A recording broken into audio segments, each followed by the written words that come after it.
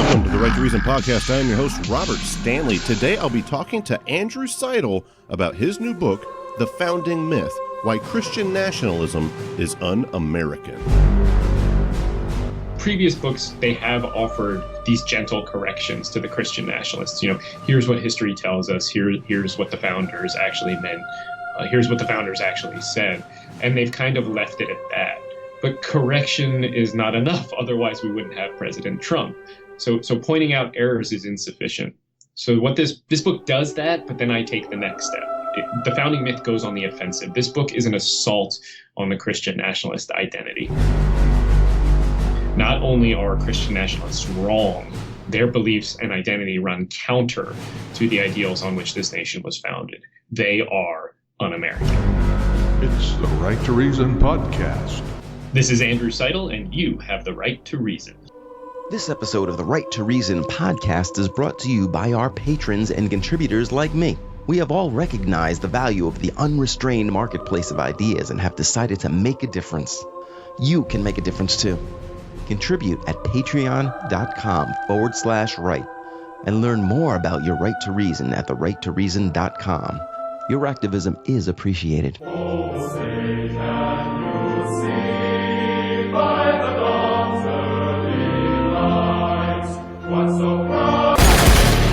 This is America. Don't catch you slipping now. In June of 1775, the Continental Congress created a unified army out of the revolutionary forces encamped around Boston and New York, and named after the great George Washington, Commander-in-Chief. The Continental Army suffered a bitter winter of Valley Forge, found glory across the waters of the Delaware, and seized victory from Cornwallis of Yorktown. Our army manned the airport. It ran the ramparts. It took over the airports. It did everything it had to do. And at Fort McHenry, under the rocket's red glare, it had nothing but victory. For the land of the free, yeah, and the home of the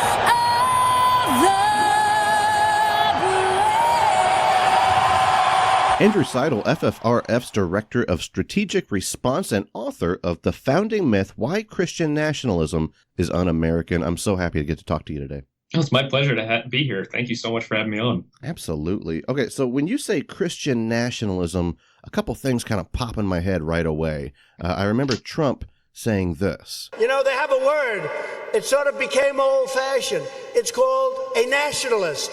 And I say, really, we're not supposed to use that word. You know what I am? I'm a nationalist, okay? I'm a nationalist. Nationalist. Nothing else. Use that word. Use that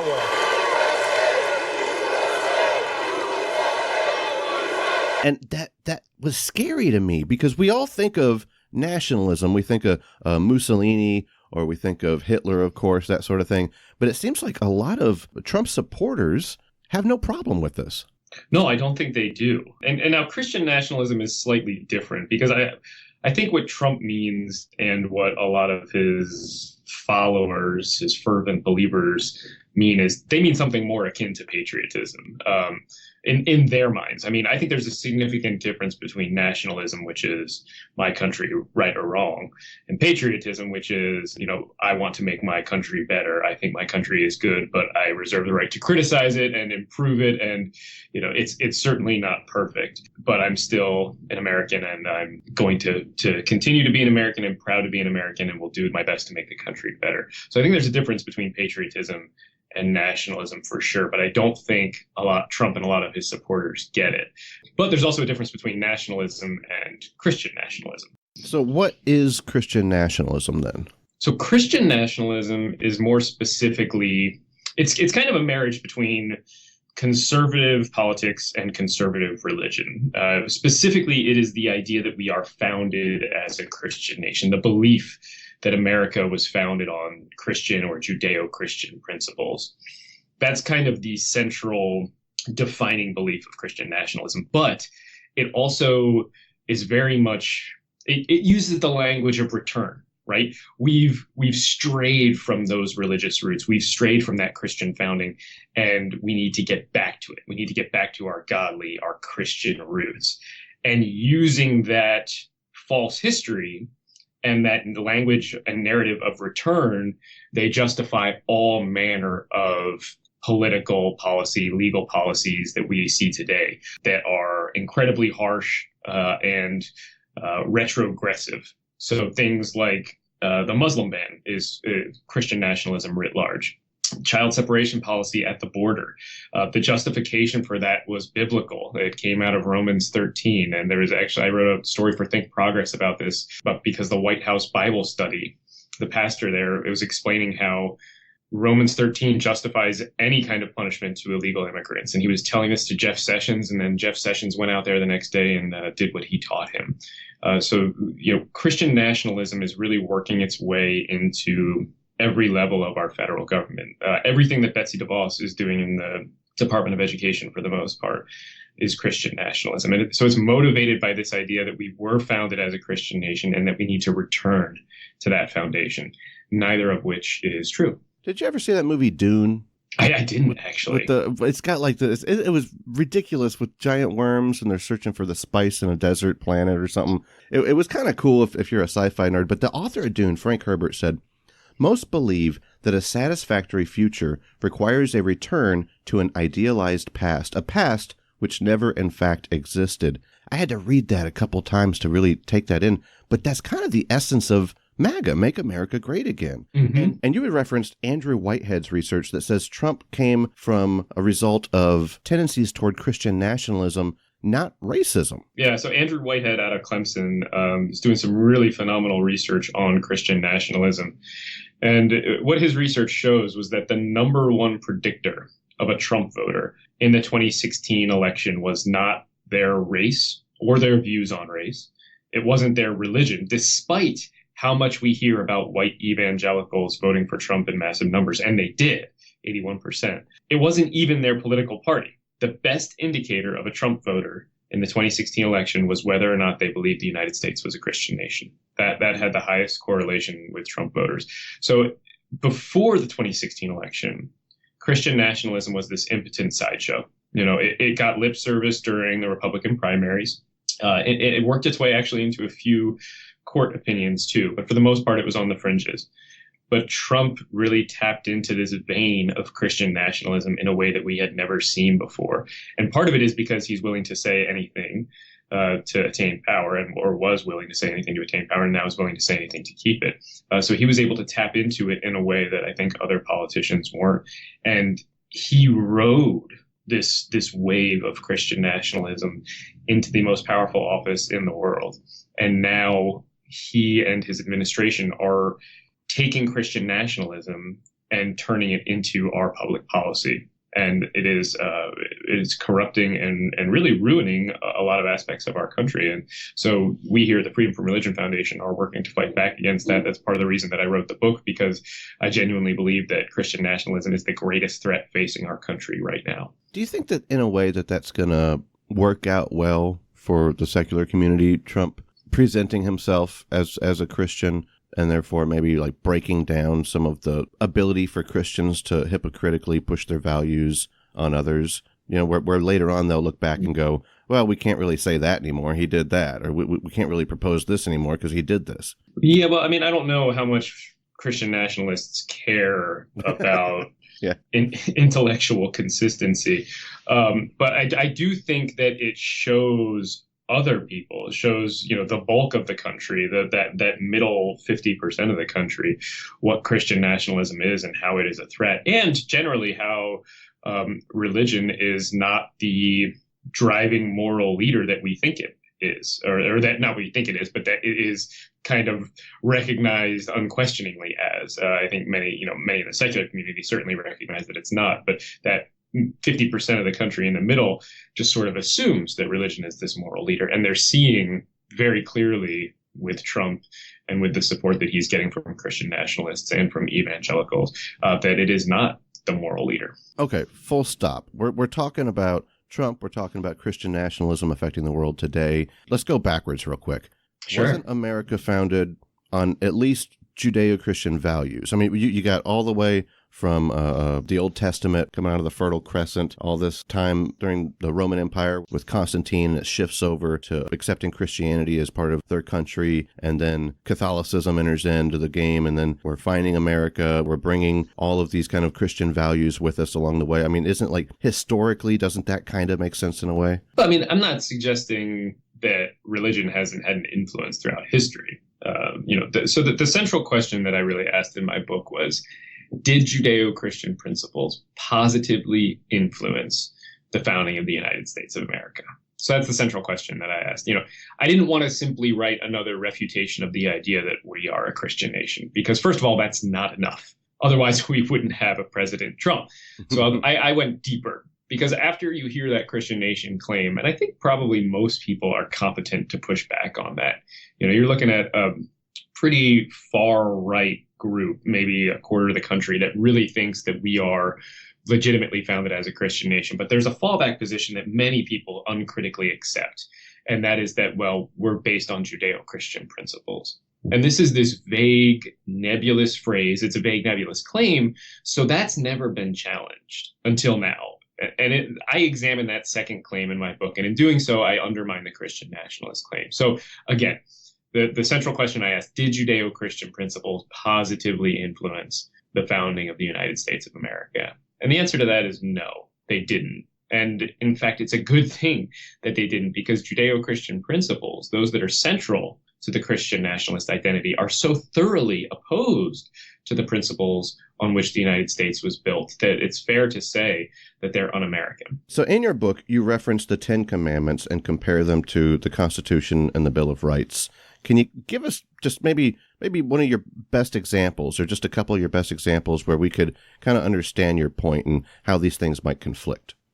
Yeah, and it goes back to my central thesis, right? I'm arguing that the two systems, Judeo-Christianity and the principles on which America was founded, that the two systems differ and conflict to such a degree that it's fair to say that Judeo-Christianity is un-American. So that's the point that I'm trying to get at throughout the book. And I think a lot of people will say, and I've heard a lot of politicians and elected officials say, well, yes, but we were founded on the Ten Commandments, for sure. In fact, the Supreme Court said that last Thursday, which was just mind-boggling. Justice Alito wrote that in his opinion on the Bladensburg Cross case. He really said that? Yeah, he said that it's one of the influences of the Ten Commandments were one of the things that influenced the founding of our system of law, and it's fundamentally not true. First of all, you have to answer the question, which Ten Commandments, because there are 4 sets in any given Bible, and then different religions translate them differently, and I have a whole chapter in the book on that. But then you also, if you look at the Ten Commandments, this is absolutely not true, and it's not true for every single one of the Ten Commandments, including the ones where your listeners right now are saying, yeah, but what about the one on murder, and what about the one on theft? Because those are the same. Yes, even for those. I'm not going to explain that here. You're going to have to go buy the book to get the full argument there. But if you look at the rest of them, it becomes obvious very early on that there's this fundamental conflict that cannot be resolved. So, let's start at the beginning. I am the Lord your God. You shall have no other gods before me. Right. It would be difficult to write a sentence that conflicts more with the First Amendment than that. Right? In the United States, you have freedom of conscience. You have religious liberty. You can worship one God or as many gods as you want, or no God. You can put them in any order that you want. So for that to be claimed as influential on our law when it is fundamentally in conflict with our law, to me, it's an illogical non-starter, right? And then you can move on from there. The next commandments prohibit idols. They prohibit taking the Lord's name in vain, also protected under the First Amendment. You can make idols. You can worship those idols. You can say anything you want in this country for the most part, other than death threats, things like that. But certainly your right to free speech is protected. Also, your right to religious exercise is protected. So, early on, you see these fundamental conflicts in the Ten Commandments with the founding of America's law. And then we also have to remember that the Ten Commandments are just morally bankrupt, right? In the commandment on not worshiping idols, God promises to punish innocent children to the 3rd and 4th generation for parents who disobey that command, right? Punishing innocent children in the Ten Commandments. Now, despite what's happening at the border right now, we do in this country require that only the guilty be punished. Right? We don't punish innocent children, certainly not to the third and fourth generation for the crimes of their parents. So, again, there's this fundamental conflict between Judeo-Christianity and its most moral laws and the foundational values of the United States of America. Okay, but what about the Golden Rule? That one seems like something, whenever the Christians go, hey, that's from the Bible, and that's a major part of American tradition. So I have a whole chapter on this in the book. I mean, first, I've never actually heard anybody make a convincing argument that our system of law and government is based on the Golden Rule, but I think we can accept that for the purposes of this discussion. We can accept that the Golden Rule is the basis of American law and government. It's not Christian or Judeo-Christian. First of all, the Golden Rule it's a basic moral principle. Reciprocity of action and the impact of that action is something that every human culture and indeed every human, for the most part, that doesn't have a legitimate disorder, a mental disorder, understands. Right? A 3 or 4 year old understands that I don't want somebody to do something to me that I wouldn't do to them, and it predates Judeo-Christianity by a long time. Hundreds of centuries earlier in China, in Greece, in Egypt, you're talking 2,000 years earlier than Judeo-Christianity came up with and wrote down that rule. So this is a universal human principle, not a Judeo-Christian principle. And for Christian nationalists to say, look, the country's based on the Golden Rule, and that rule belongs to my religion, is an arrogance that I find insufferable. There's certain imagery that makes me feel patriotic when I see it. And one of those images is of Washington praying in the snow at Valley Forge. That's America, right? That's our Christian founder. Yeah. Okay, so there's a lot to unpack there, but let's start with the easy thing. That didn't happen. Oh. So Washington praying in the snow at Valley Forge, we know didn't happen. That story was invented by a preacher, in fact, an itinerant preacher, a guy named Mason Weems. He was a parson, and he put that story in I think it was the 18th edition of his biography, and your listeners can't see this, but I'm doing heavy air quotes around biography here, because it was not a biography in the modern sense. Weems was not looking to tell historical truths here. He was looking to sell books, and he was looking to teach what he thought were moral lessons out of these books. So the story, the first time it ever came out was something like 20 years after Washington had died. You're talking about nearly 50 years after the event supposedly happened. And we know this guy's pamphlet, this guy's quote unquote biography, is full of lies. This is the same guy who gave us, ironically, the lie about Washington not being able to tell a lie after he chopped down the cherry tree. So we know that he was not concerned with accuracy or truth.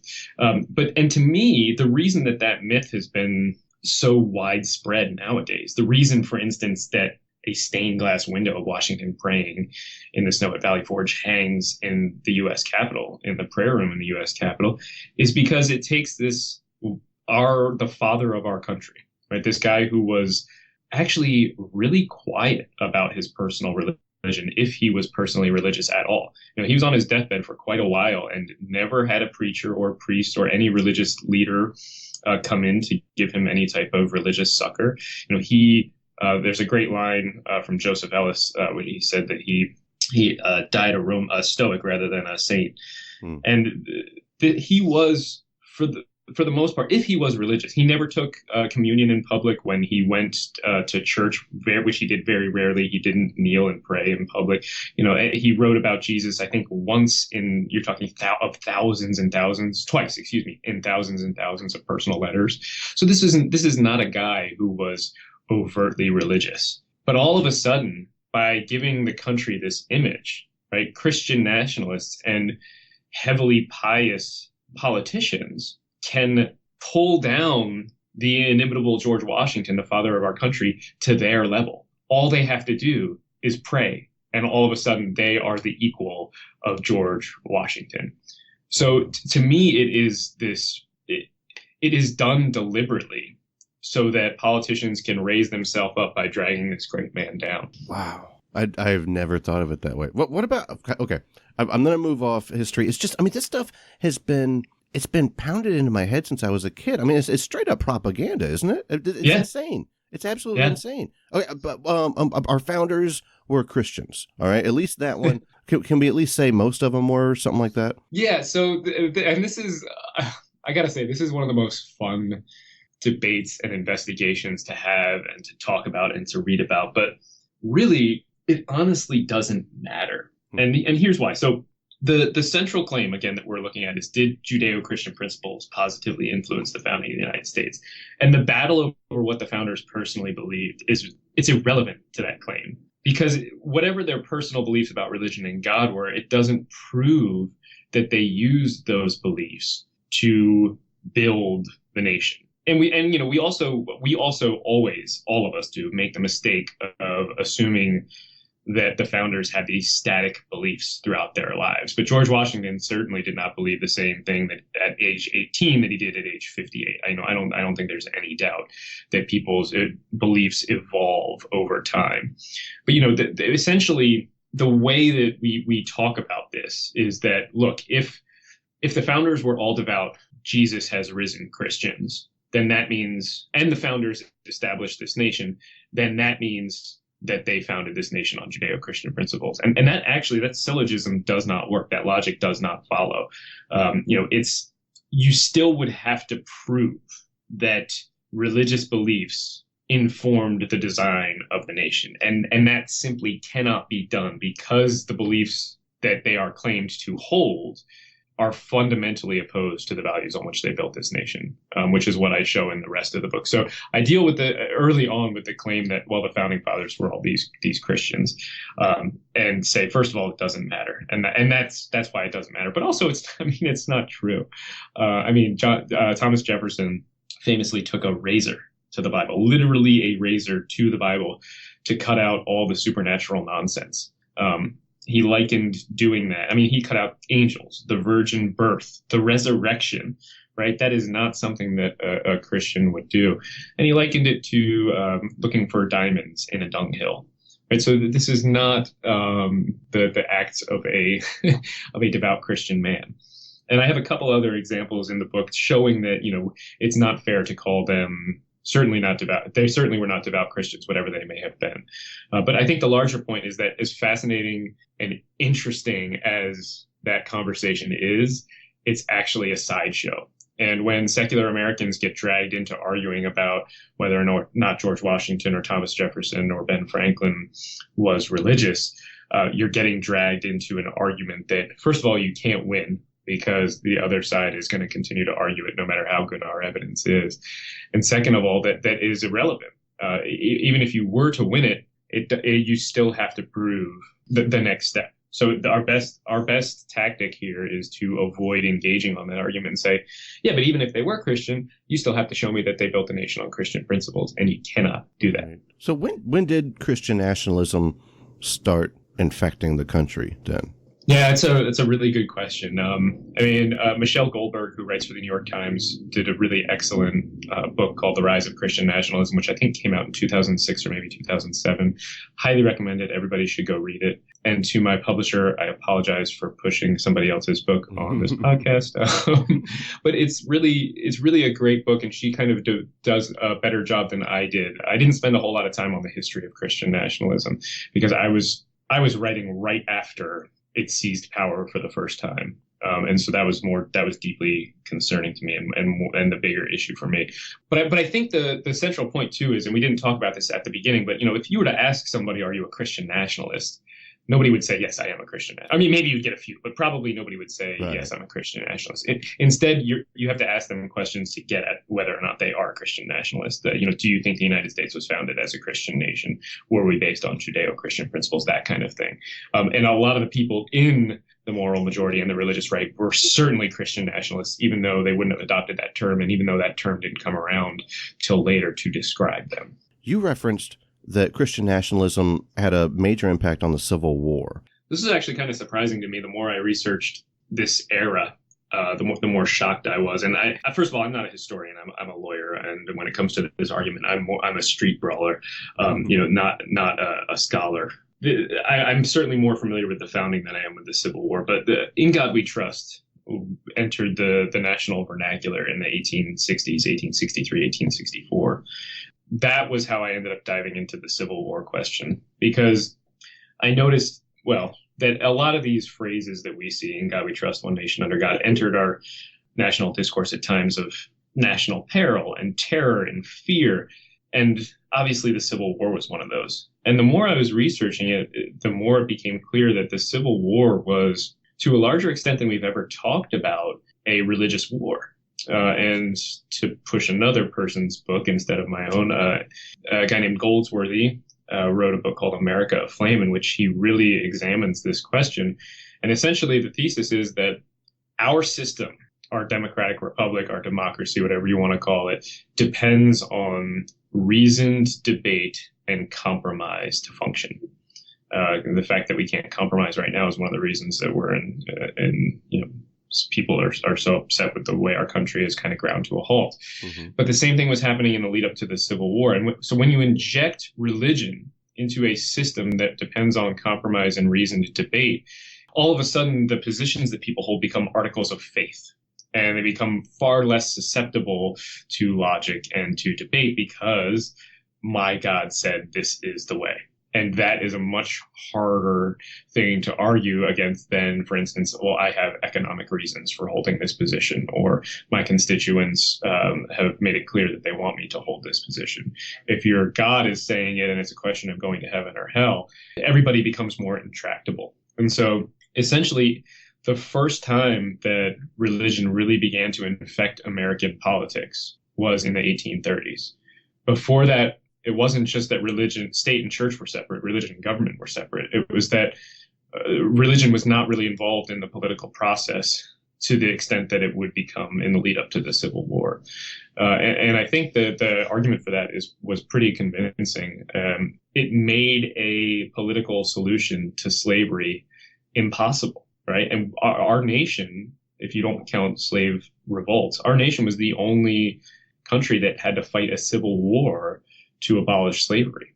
Every other country came up with a political solution. And I think part of the reason is because religion was infecting our politics in a way that had never been done before. Wow, that's mind-blowing. 'Cause, I always hear that argument, we fought a war to free the slaves. But that's such an interesting perspective when you say we had to fight a war. We're the only people that had to fight one over this.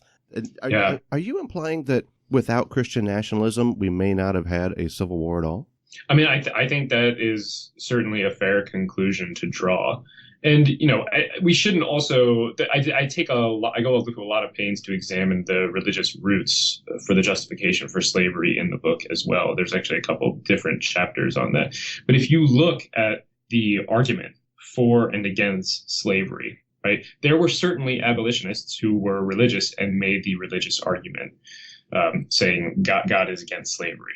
Right. But that argument from a theological standpoint fails. Yeah. I mean, slavery is recognized twice in the Ten Commandments. Jesus has the parable about how hard you should beat your slave. Right. The Bible is pretty damn clear that slavery is just fine. So the South had absolutely the better religious argument when it came to slavery.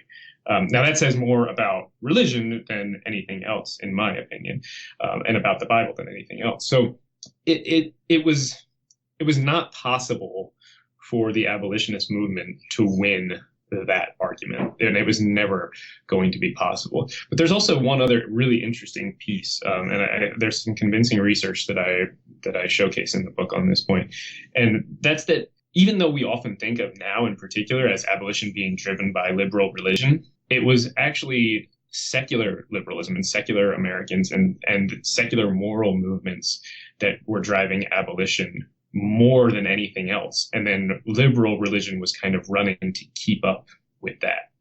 And we see this time and again throughout history. Religion really does not lead on the deep moral questions. I mean, we saw it during the civil rights movement too. And I know people are thinking, well, what about Martin Luther King? Come on, Andrew.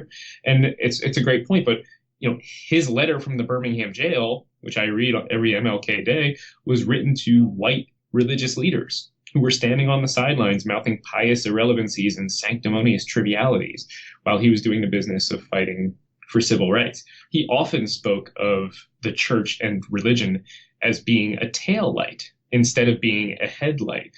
So, I mean, I think, even Martin Luther King recognized that religion is very rarely the driver of social change and is often, running to keep up instead of leading the way. It's fascinating what you said earlier about fear. Are there some other examples of times that Christian nationalism kind of slipped its way in because the country was in a state of fear? Maybe some modern examples of that. Yeah, absolutely. So part 4 of the book is called Argument by Idiom. American Verbiage is really what I titled it. And it goes over In God We Trust, One Nation Under God, God Bless America, to conclude presidential addresses. And all of those occurred during these times of national fear and strife. So we already talked about In God We Trust. The first time it was added to our coins was during the Civil War, 1863, 1864. One Nation Under God was added to the pledge. Well, Under God was added to the pledge in the 1950s. And the 1950s was, there was a whole lot that happened in terms of Christian nationalism encroaching on the government. I mean, that was when the Capitol Prayer Room was added, the National Day of Prayer became a thing. The National Prayer Breakfast, In God We Trust was added to our paper money. Under God was added to our pledge. There was actually a number of movements to amend the Constitution to include recognition of Jesus and God in the beginning of the Constitution instead of it beginning we the people. And so the 1950s were this time of Christian nationalist encroachment, but they were also this time of serious fear. And it wasn't just the Red Scare and McCarthyism, though. That absolutely was happening. It was also that religion was literally being sold to the nation. And this was an attempt by companies to repeal New Deal regulations. And in doing so, they actually worked with the Ad Council, with Mad Men advertising groups, to sell religion to the American people. Any religion was good enough for what they wanted. And Kevin Cruz, his book, One Nation Under God, is sort of the definitive work on this topic. I highly recommend it. And he actually was kind enough to review the chapters in which I discussed this. It was very clear that two things were going on. Religion was being sold to the American people to repeal the New Deal regulation, and people could not protest either the sale of religion to them or the government allowing religion into the walls of power, into the halls of power more than ever before because of McCarthyism and the Red Scare and the fear of being dragged in front of a congressional committee for saying that you are anything other than an American, which meant then a Christian. So that was one of the big examples from the book. I love how you show corporations using Christian nationalism to get the people on their side, to get the votes for the candidate that they've been lobbying all along. That's terrifying. And I can't help but think about how that works with the war agenda, the kind of crusade-esque feel that we have about the Middle East, which is full of oil, the climate change denial groups within Christian nationalism. I mean, it's everywhere, man. You're tapping into something that's really mind-blowing and terrifying. No, you're absolutely right. I mean, I've written for the Freedom from Religion Foundation. I've written a couple times about why climate change is a state-church issue because of what you just touched on. In the chapter on the Civil War, I actually mentioned how religion was also used to motivate the soldiers at the time. I mean, religion, and this is also one of the reasons we should say that the founders wanted to keep religion out of government in the first place. And it's one of the things that I think shows Christian nationalism to be morally and ethically bankrupt. The founders didn't just want to keep state and church separate for the sake of the state, though they certainly did. They also wanted to keep it separate for the sake of religion. James Madison wrote that religion and government will both exist in greater purity the less they are mixed together. Right? So when religion can be used as a political tool and a political weapon to ensnare voters, it degrades the religion. At least if you're a believer, it should degrade the religion. And you don't have to look any farther than Donald Trump to find a perfect example of that. I mean, Donald Trump is not a Christian in the same sense that the evangelicals who vote for him are Christian. I don't even think I think he believes he is God, right? So I wouldn't call him an atheist necessarily, but this is not a guy who is a devout man, but he will say anything to get their vote. And just there's a really great line. I think I actually put it in the book. I'd have to go back and look, from The West Wing, where if you demand professions of religious faith from politicians, you are asking to be lied to, and it's the easiest lie they'll ever tell. And Donald Trump is just that personified. Andrew Seidel, you talked about how your publishers would be upset with you referencing all these other books in our conversation, and that's really funny because your book it's like it's written by a lawyer in the sense that it is full of source citations, and I really appreciate all the work that you put into that, and I appreciate that because whenever I make an argument, especially if it's on the podcast or if I say it to a friend or family member or coworker, and they come back with that's not true, I hate whenever I don't have the facts. Like, I know it's true, but I can't prove it. And your book is just full of that sort of thing. That's a lot of hard work you put into it. But it's not written by what people would think of as a lawyer when it comes to how it just anybody can read it. You know, like I was able to follow along. I'm no good with legal stuff at all. So it was really well done. I want to ask you one more question before I let you Well, go. I want to say two things on that, because first of all, I really appreciate you saying that it is readable, because I for the most part, I think lawyers are garbage writers, and I try to never write like a lawyer. So I'm glad that I did have succeeded here.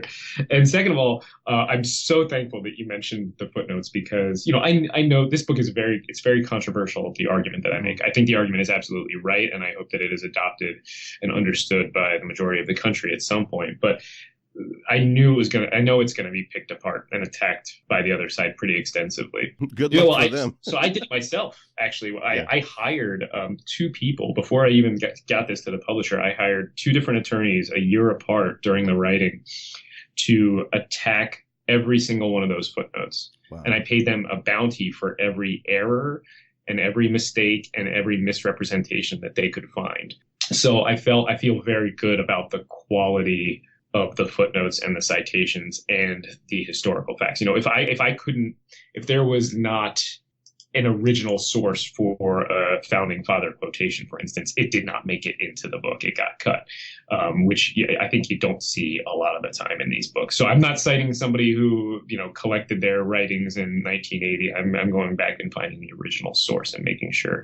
So I really appreciate you recognizing that, because I don't get to talk about that very often on podcasts. Yeah. Well, it's impressive. As a student myself, I'm constantly realizing that, you know, I can write, you know, like I can start whenever I start typing, it gets pretty good. I think I can form my words in a way that kind of would entertain my professors, but they don't want to be entertained. They want the source citations, and that's like 90% of the work. So whenever I see something like that, it immediately pops out to me. I think, oh wow, this took some time. It did. Yeah, it took about 8 years, actually, all in all. Wow. So I was writing before Trump entered office. He just made the book way more relevant than it ever would have been. Okay, last question. If Christianity is obsessed with end times, they got the revelation, you know, whether they're pre-trib or post-millennial or whatever little faction they're in, but the end of the world is coming, right? That's part of the whole reason that they were able to slide in Judeo with Christian for Judeo-Christian values, and we get those voters to our side as well, right? But they really don't line up very well at all. But they want to protect Jerusalem. They want to protect Israel because that's where Jesus is supposed to lay his giant foot or with a giant sandal down or something. I don't, you know, it gets wacky, but either way, it gets bad. It gets bad for everybody, including America. And I wonder, could Christian nationalism actually promote the end of America? I think it does. And I think it does. It's right there in the subtitle of the book, Why Christianity is Un-American. So I think you're right in the sense that it does yearn for Armageddon, which is just strange to me. And I don't know that I'll ever understand that. But it also seeks to end America in another way. And that, our nation was the first to truly separate state and church. That is the wall of separation between state and church, the secular nation, is an American invention. I mean, that idea had certainly been floating around in the ether of the Enlightenment. It had never really been put into practice until the Constitutional Convention, right? And we drafted a godless constitution that situated power in the people and that separated state and church. And what you really see Christian nationalism trying to do is to utterly destroy and tear down that wall. it seeks to impose a theocracy on us all. And before it imposes a theocracy, I mean, you can see the goals fairly clearly. It's going to work to redefine America according to the Christian nationalist identity, right? So that's one way that it's going to end. And then after it reshapes America, so that to be an American is to be a Christian is to be an American, which we had in the 1950s and thankfully got away from, then it's going to reshape the law accordingly. And that is where things start to get really, really scary. And you absolutely could see the imposition of a theocracy and the end of America in the very real sense that we know it. So not in the Armageddon sense, but look, our nation is in a fight for its values right now, right? And if we are hesitant to attack Christian nationalism as un-American, we are going to lose that fight. And that, so to me, it's the duty of every single American. And this is how I end the book. James Madison wrote that it is our duty to take alarm at the first experiment on our liberties. And we are beyond an experiment on our liberties right now. They are being tested in ways that we've never seen before. And it is the duty of every single citizen out there listening right now to stand up and fight against this. And one of the first things that you need to be able to do is to competently argue against why this is wrong. And that is why I wrote The Founding Myth. God bless the USA. Andrew Seidel, The Founding Myth, Why Christian Nationalism is Un-American. Thank you so much for writing this book. Thank you so much for coming and talking to us today. Tell everybody where they can find it. And if you don't mind telling us a little bit about FFRF, most of all my listeners have heard about it. They love Dan Barker. We've had him on the show a couple times. Anybody that's new that might not know, if you don't mind telling them about that as well. And if anybody can't find the links that he's given you, just check our show notes today. It's all right there. Sure. So the Freedom from Religion Foundation, ffrf.org. We are a membership-driven organization. We've got about 31,000 members. And we work to keep state and church separate and to educate the public about what it is to be a non-believer in the United States today. So basically, I use my law degree at FFRF to stand up to religious bullies every single day. It is the best job. The work is absolutely critical, especially now. I really would encourage everybody to join, not just because we need your membership fees so we can keep doing the great work that we're doing, but also because we need your voice to be joined with ours. When I write to, for instance, a district attorney in Tennessee, which I did last week, who is saying that he doesn't have to it doesn't have to recognize gay marriages because his God says so. It helps to have 3,000 members in Tennessee. The more people I can say we represent, the more influence we have and the more ability the greater our ability to stop violations of the separation of state and church. And we're dealing with between 4,000 and 5,000 violations every single day. So it's really important. Please join FFRF. It's the number one thing I think people can do, even before buying the book, is joining FFRF. And then if you're interested in the book and the work I do, the book is available at all booksellers, Amazon, Barnes & Noble. It's hard copy, ebook. The audiobook comes out on July 9th.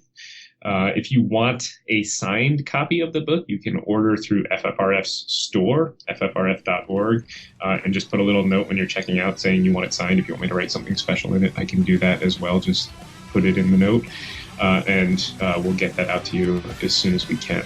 Oh, and then I'm on social media too if you're interested in following me, Andrew L. Seidel on Twitter and Facebook and Instagram, all those fun places. Thank you to Andrew. Thank you to Dave Blair at davefreesong.com/free music. Thank you to our patrons. You can also support this broadcast at patreon.com/right and learn more at therighttoreason.com. Next week, Dan Finca and Evan Frisk will be discussing John Stuart Mill and utilitarianism. Between now and then, remember that you have the right to reason. And that's why they call me. Hey!